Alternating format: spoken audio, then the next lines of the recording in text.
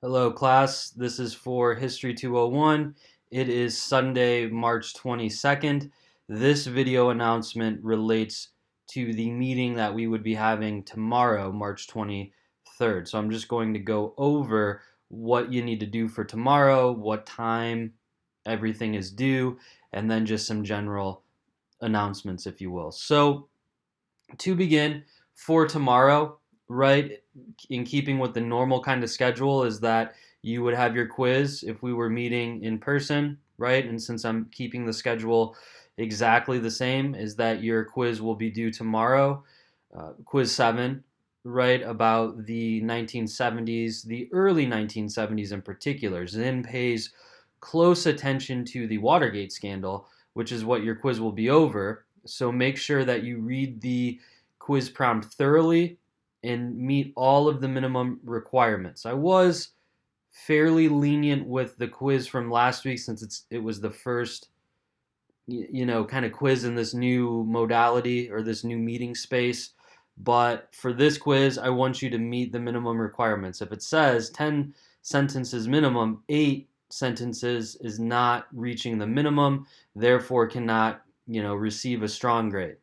So make sure you, first of all, meet the minimum requirements, but go beyond it because you're typing it, so it would go much quicker, and that it's an open note quiz now, so you have all of the tools that you would need to write more than 10 sentences. And then make sure that you're citing specific examples. So from the quizzes from last week, which I've graded, I think I graded those Thursday or Friday, or no, I graded them Thursday, I believe. My days are kind of mixed up, either Wednesday or Thursday, because Friday I was grading for another class. So your quizzes from last week were good, right, if you did all of the minimum requirements, but for a lot of you, you did not cite specific examples. So a specific example, right, is a quote from Zinn, not just saying, in Zinn's chapter, he gives this example. I want to see specific examples because this is an open note kind of quiz, and then cite the page number as well so that I can verify, where this came from, etc. So that's all you have to do for tomorrow is complete that quiz. However, before you begin the quiz, what I suggest doing is watching the 2 videos that I will be posting after I post this video to the week 11 folder. The first video has to do with Watergate, which, briefly, let me see how much time, it's only been about 3 minutes, is that I'll speak on it and then you'll watch a video on it. But Watergate is vital for a variety of reasons, but the main one that I want you to focus on, especially for the quiz, is thinking about this power that the executive branch had amassed in the post-war period, right? The whole 20th century, if you will, has been this story, or even going all the way back since the Civil War, has been this story of the executive branch, meaning the presidency, amassing more and more power. But by the post-war era, right, with the national security state that we went over a couple weeks ago in class, right, the U.S. emerges victorious from World War II. The presidency starts to amass an unimaginable amount of power relative to American political history, right? And through this power is able to do a lot of different things. That doesn't mean that all presidents in the post-war era started to use that power in nefarious ways or corrupt ways. However, right, the majority of the presidents from, after World War II up until Nixon had started to play around with presidential power in new ways. Once we get to President Nixon, however, right, as we know through the Watergate scandal, which you'll be reading about and watching the videos on, is that he's doing all kinds of crazy, corrupt things, right? Shocking things that for a variety of Americans who may have been critical of a president, right now, by seeing the revelations that come out from the Watergate scandal, it's like, oh my God, right? The president is doing these things and he has the power to do these things, right? And that we need to do something about this to put a limit on presidential power because the amount of corruption that was revealed through the Watergate scandal, right, is unimaginable even today, right? We talk about there was an impeachment of President Trump recently and obstruction of justice and these kinds of things that were explored. I mean, when you look at Watergate, right, it's that times a million, if you will, in terms of what the president was able to do.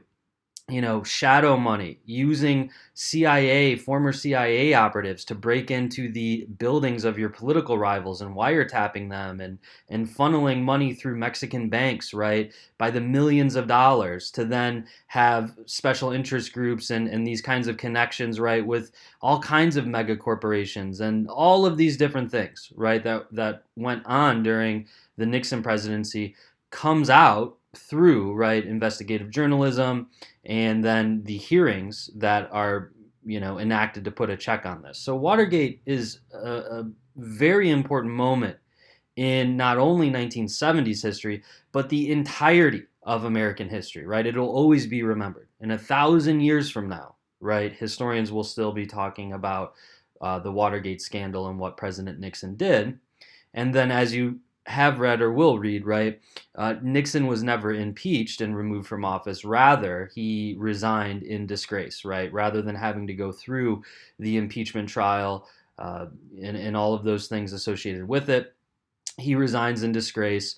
And then his vice president, President Ford, becomes President Ford after he resigns, pardons him, and tries to maintain the dignity of the executive branch. However, the stain that Watergate brought to the executive branch is still felt today. And just think of how we use in the lexicon of our popular culture, we use the phrase gate to explain things. Think about Tom Brady and the New England Patriots, deflate gate, right? All of these different things, Gamergate, etc., is that comes from Watergate. That shows the power of this in our collective consciousness and memory, that we even use the term to signify, right, something bad or something that has to do with corruption, right? So watch those videos. First, watch the Watergate video, and then watch the crash course video that will go over then the Ford presidency and the Carter presidency, because on Thursday we'll start to explore the music that emerges during the 1970s.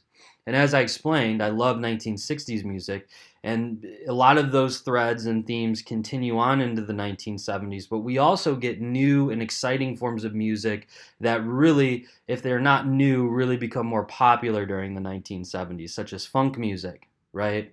One of my favorite forms of music, funk music, then disco, and all of the roots of early rap, right? All of these different forms of music start to proliferate during the 1970s.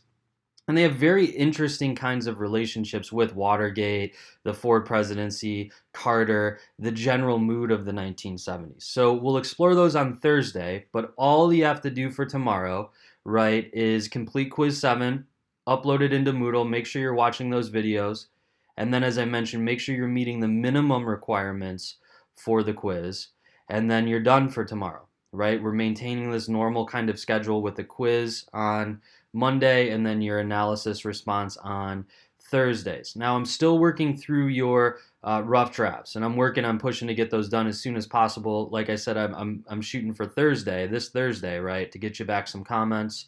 But before I finish those up, I need to get to your analysis and response things from Thursday, and I'll do that tomorrow, and then move on to the rough drafts and try to get those done by Thursday, right? Just because I'm trying to keep a normal kind of schedule with my grading as well. And Sundays are usually my prep days, right, where I get my lectures and get everything squared away for the week, and then I grade during office hours on Monday, etc. So I'll maintain that kind of schedule as well. So just keep up the good work, right? Keep pushing and making sure you're meeting those minimum requirements. I know that it's a stressful time. It's stressful for us all, especially for you, right? If you had to move back home suddenly, you had to make this transition online. I didn't have to move back home, right? I had to transfer all of my classes online overnight, and I'm still tweaking some things, as I've mentioned. But it's been stressful, and it's a scary time for us all. But we'll get through it. So just make sure that you keep up with the coursework, right? Keep up doing what you have to do. And if there's any questions, as always, email me, text me, whatever's easiest for you. If you don't hear back from me in 24 hours, email me again. One of the things I've noticed is that I'm not drowning in emails, but I'm getting so many that I check my email constantly on my phone or on my laptop, etc. but that sometimes I miss one, right? I had a couple from students who had trouble uploading stuff. I thought I responded, and then I see that they doubled up, emailed, said, "Hey, did you get this?" Which is good when I'm thinking I already responded to it. So make sure you keep me in check. If you don't hear back from me in 24 hours, that means either I forgot to send a response or I sent a response and it didn't go through, because I'll never take longer than 24 hours to get back to you. So make sure you keep me in check as well. But it's just due to the flood of emails now.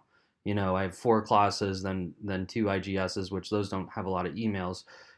But either way, right? There's a lot coming in from the administration, from the chairs, the deans. We're all working online now, and it's kind of getting it's chaotic, but we'll get through it. So I'll end this video here. Get this uploaded, and then get the things that you need to do for tomorrow uploaded in the next hour or so, hopefully less. It just takes time for this video to compress, get uploaded to YouTube, and then the closed captioning to be generated. That only takes like a half an hour, and so we'll be good there. But again, if you have any questions, just reach out, and have a good Sunday, right? Relax. I hope your Sunday goes well, and then we'll hit the ground running tomorrow, right, for the 70s. And it's a great time period in American history, an interesting one to say the least. It's what I currently research for my book. My manuscript that hasn't been published yet is about the 1970s, and it's interesting to me. So hopefully it'll be interesting to you as well. So have a good day, and I'll talk to you tomorrow, if you will. I'll send out another reminder. I don't want to flood you with them, but just to keep you in check. So get your quiz in by 5 p.m. at the very latest, and I'll send out a reminder close to then.